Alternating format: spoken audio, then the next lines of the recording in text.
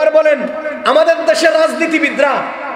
দেশের রাজনীতিবিদরা আগের থেকে গলিত তদন্ত করে পুলিশে যদি ধাওয়ানি দেয় কোন চিপা দিয়ে পালান যায় এই চিপাকে আগে ঠিক রাখে, এরপরে ওখানে দাঁড়িয়ে নারায়ে তাকবীর আমার ভাই তোমার ভাই ইসলাম ছাড়া মানি না, যখন ঠুস করে আওয়াজ একটা হয় চিপাটা দিয়ে দেয় দূর,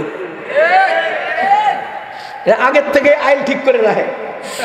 কথা কন, এই রাজনীতির যদি আপনি জিহাদ কন তাইলে আফগানিস্তানের আর ফিলিস্তিনের এটারে কি করবেন? হ্যাঁ, এটারে কি করবেন? এজন্য মুসলমান ইসলামী পরিভাষাকে কখনোই অন্য কাজে অন্য খাতে ব্যবহার করব না।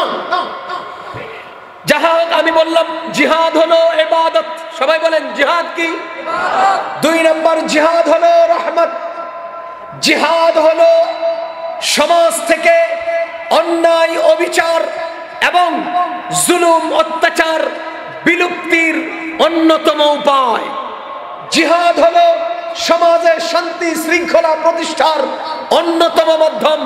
জিহাদ হলো সমাজের বড় বড় বিস্ফোরণগুলোকে অপারেশন করার যন্ত্র। আমরা আফগানিস্তান সম্পর্কে আগে জানতাম ওরা আফিম চাষ করে, ওরা হিত দরিদ্র, ওরা নুন আনতে পান্তা ফুরায়, ওরা এই ওরা সেই। এখন যখন জিহাদওয়ালাদের হাতে গেল, ওমা এখন দেখি আপেলও হয়, মালটাও হয়, এখন দেখি রেশমও হয়, এখন দেখি কত আইটেমের সম্পদ, এখন আর আফিমের দরকার হয় না, শূন্যে চলে আসছে আফিম।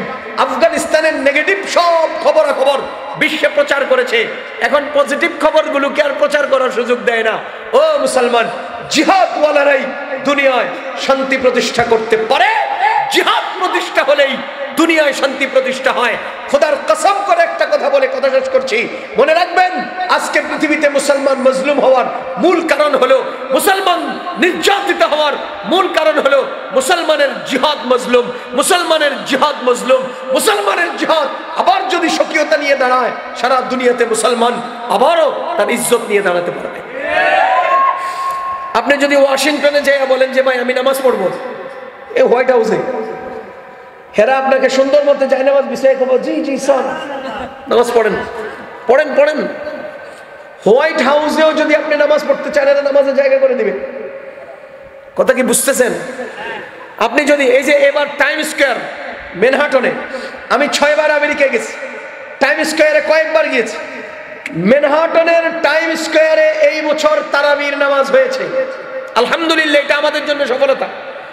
সেখানে কোরআনের তেলাওয়াত হয়েছে, আলহামদুলিল্লাহ, টাইম স্কোয়ার। মজার বিষয়, আমার বলার উদ্দেশ্য হলো আপনি যদি টাইম স্কোয়ারে নামাজ পড়তে চান দিবে।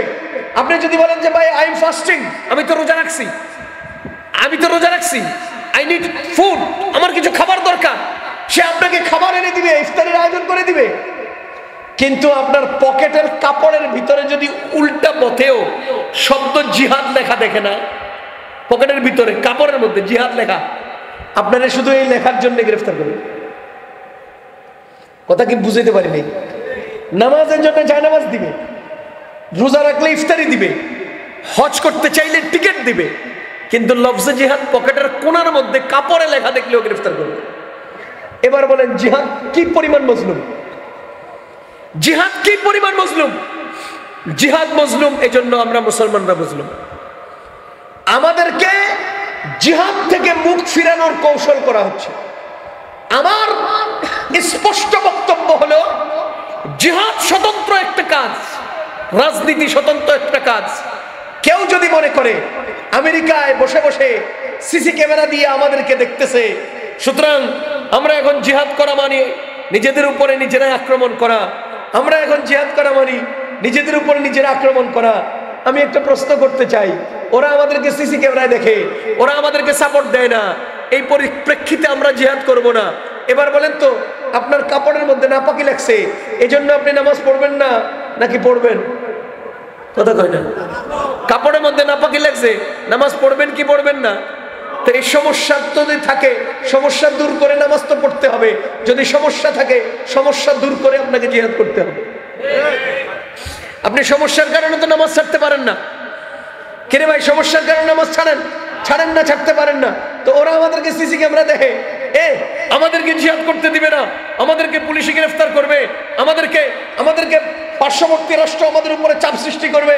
আরে পাকিস্তানের ইমরান খান জিহাদ কি জিনিস, হ্যাঁ শুধুমাত্র ইসলামকে কিছুটা সামনে আনতে চেষ্টা করছে, এতটুকুনের কারণেই তো তার নাবুদ করে দিয়েছে।